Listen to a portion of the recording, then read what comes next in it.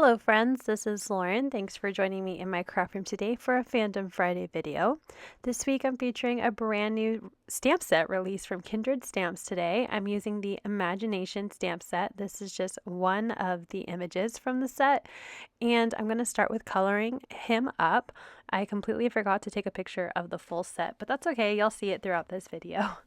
I'm going to be using blue violets to color in the purple of this little dragon. I think he is adorable and perfect for those theme park magical loving people in your life, especially the one in Florida. So I'm using BV 1.4 and I'm just going to add in all the shadows. The reason why I go off camera every once in a while is just to make sure there's no buildup of ink, because I'm holding my marker pretty straight up and down and that can lead to an excess of ink, and I just want to be careful that I don't have that bleed onto my image. For my mid-tone, I'm using BV 1.2 and I'm going over the darker color just so I can get a good blend between the two. The 1.4 to 1.2 is not a very big jump in shade, but I just want to make sure that there is a nice blend between the two colors. So I'm going to go over the dark and try to blend that out a little bit with the medium tone of the purple that I'm using. Once I'm done with that, I will grab my lightest shade, BV 1.1, and I'm going to color in the dragon completely, all of the purple areas. I'm going to start with the top of the head and work my way down, since that is the order in which I added my ink and I didn't want it to dry out too fast.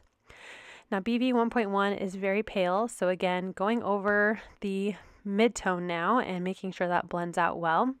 Anywhere where he's a bit rounded, I didn't go all the way to the edge with the darkest color. I left a little bit of white, so that way when I brought in that lightest color, it just gives him kind of like a little glow where it's supposed to be rounded.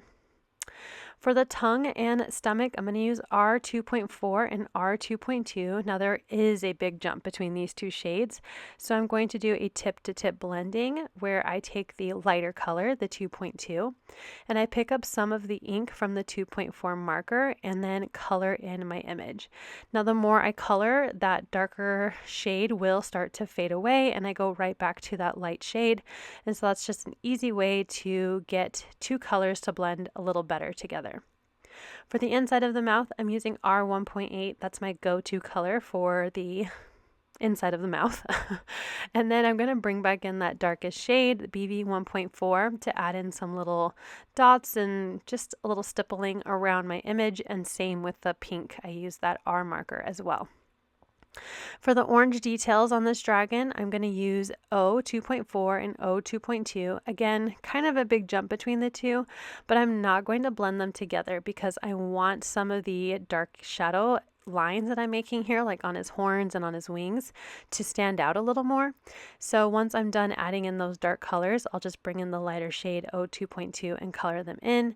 Again, you can see the details on the horns and the wings, and that's what I'm going for. So I like the lack of blend, I guess you could say, between the two. Once it was dry a little bit, I grabbed that darker marker and added the stippling again.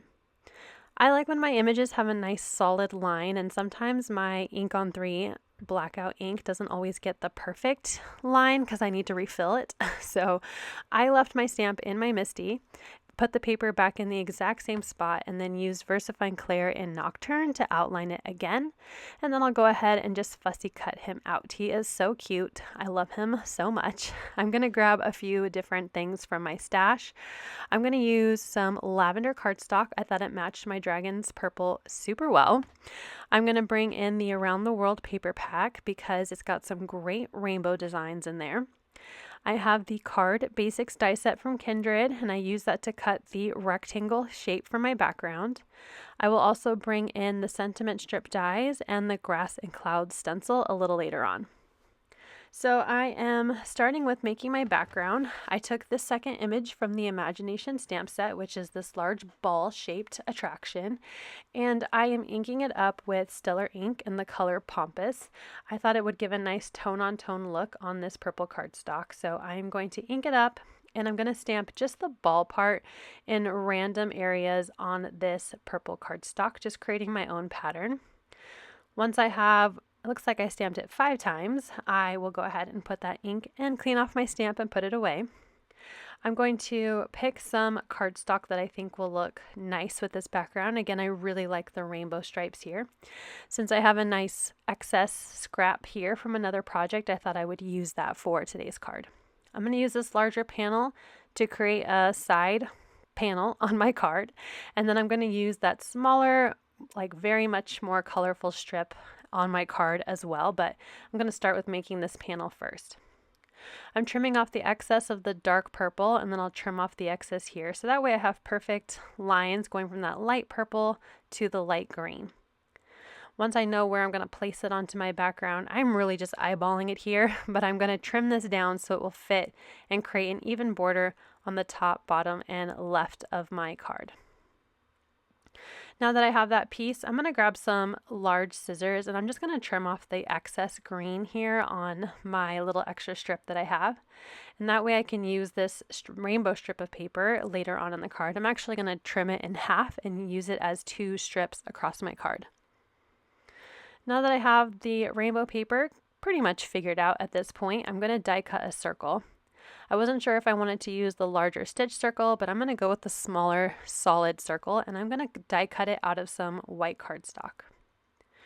Once I have that circle, I'm going to grab some more ink. We're going to do a little bit of ink blending. So I'm going to grab Stellar ink in the color Guppy, and I have my matching blending brush. I only use it with the Guppy ink, and I'm just going to add some color around the edge of my circle. I didn't want it to be a super bright orange. I want it to be a little lighter.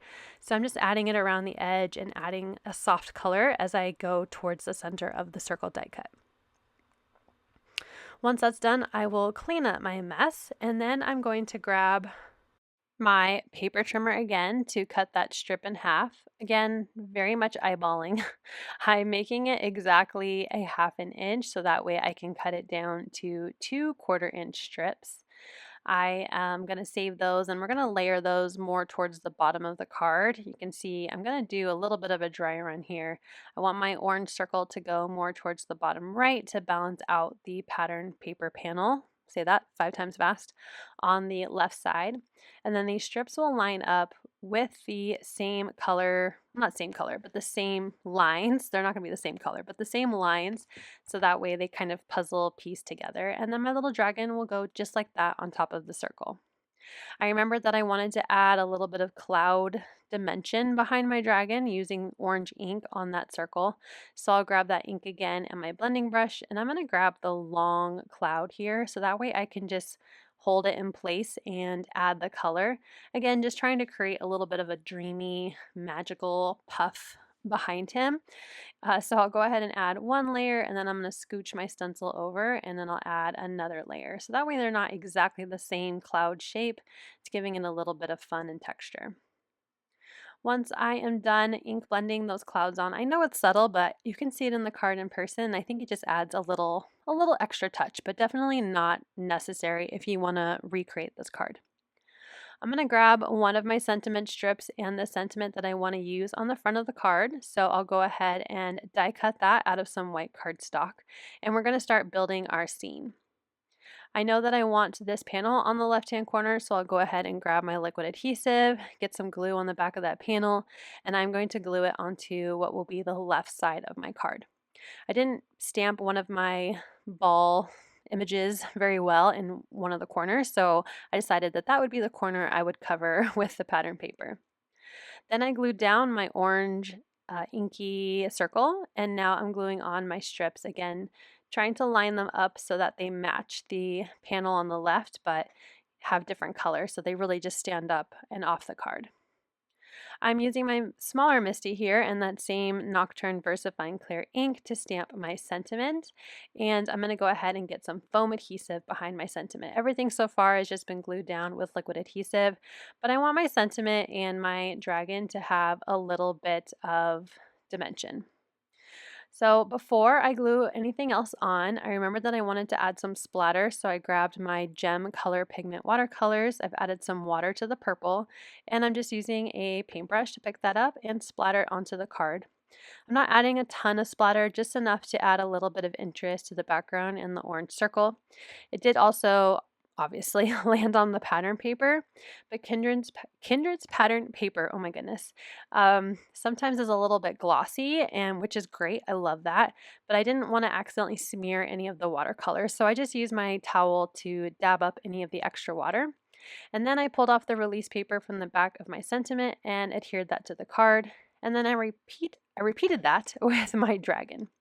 I'm using some large scissors to trim off the excess that goes past the purple panel, and then I'm grabbing a white gel pen to add some highlights to my cute little dragon. Once I was happy with that, I'm going to grab my Kindred Spirit enamel dots. I've got a few left of a purple that I think will match really well with the rest of the purple on this card, so I'll just add 3 to my card front. Once I'm done with those, I'm going to grab a top folding A2 card base. I just cut my cardstock in half and then score it in half again, and using a scoring tool to really press on that crease for my card. I'm going to grab my tape runner and I will adhere that to the front of the card. Now, because this stamp set has a lot of great sentiments, I wanted to stamp one on the inside of my card. I decided to go with "Logic will get you from A to Z, imagination will get you everywhere," which I thought partnered really well with the front that says "Have a wonderful birthday," which, if you know, you know.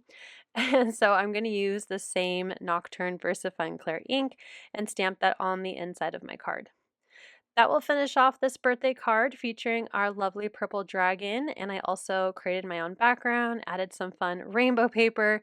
Here is a look at the second card that I made as well. So I used the round, earthy, planet looking ball attraction and I colored that in as well. I will have a member bonus video if you're interested in more details of that second card that I will link down below. Here's a final look at our adorable card. Let me know what you think of Kindred's new release this month. Are you buying anything? Let me know in the comments. Thank you so much for watching. I hope you'll click like, and if you're new here, I hope you'll subscribe and come back. As always, you can find everything I use down below in the description box. Thank you and have a wonderful day. Bye!